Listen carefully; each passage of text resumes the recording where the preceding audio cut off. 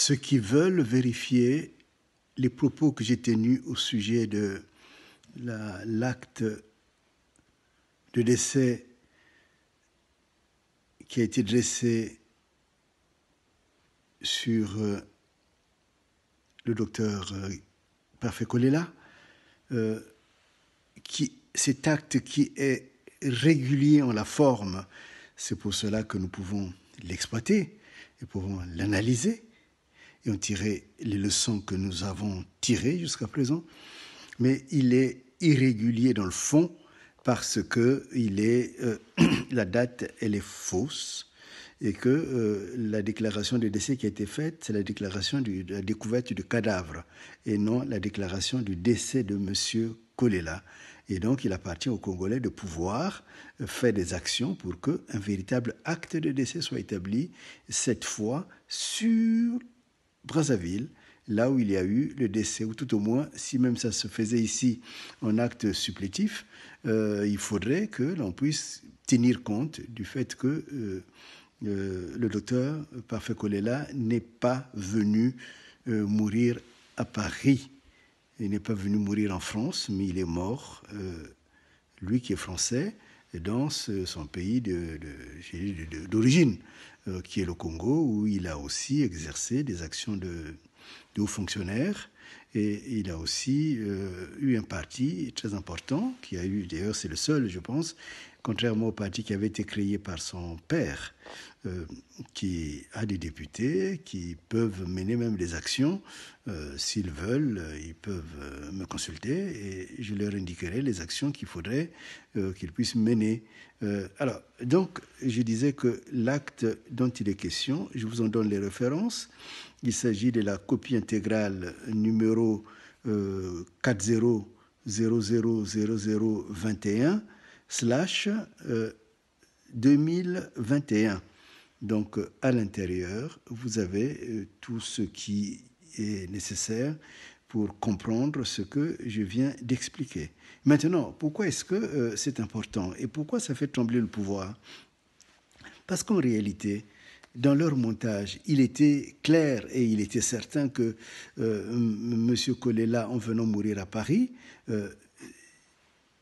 les élections, en tant que telles, étaient, disons, je dirais, régulières. Hein, voilà, pour parler un peu de manière polie, si je peux dire, même si en face, on n'a pas de gens polis. Et donc, la Constitution, dans ce cas-là, était respectée, parce que M. Kolela est mort après la déclaration des résultats, après le dépouillement des votes.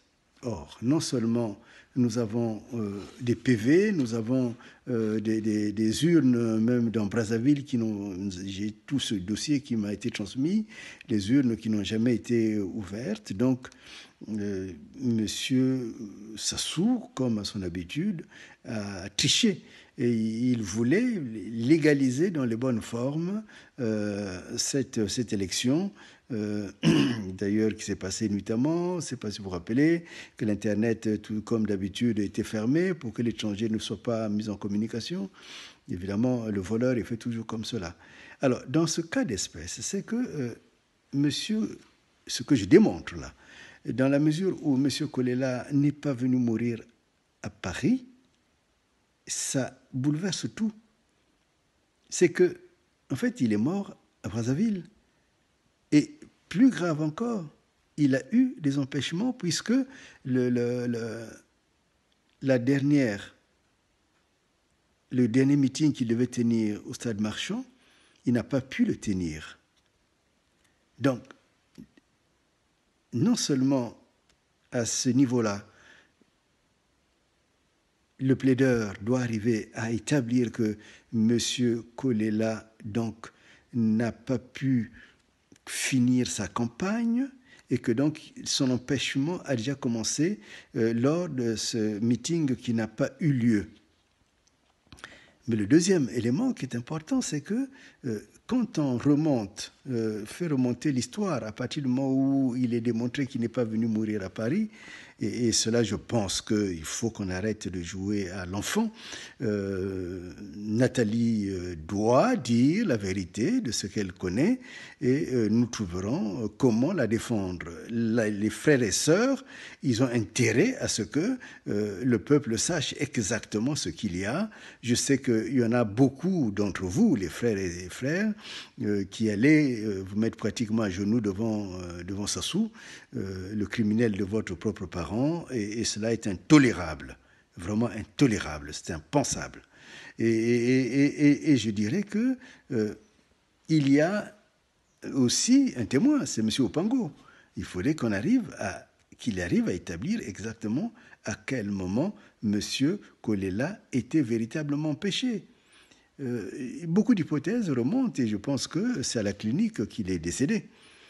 Après avoir lancé son message, il est décédé à la clinique. Donc s'il était décédé à la clinique, ou même si on avançait d'autres hypothèses, le simple fait qu'il était empêché de faire son meeting au stade Marchand fait qu'en réalité, il ne pouvait pas être considéré que ces élections soient des élections régulières. Parce que ces élections tombaient sous le coup de l'article 70. Qu'est-ce que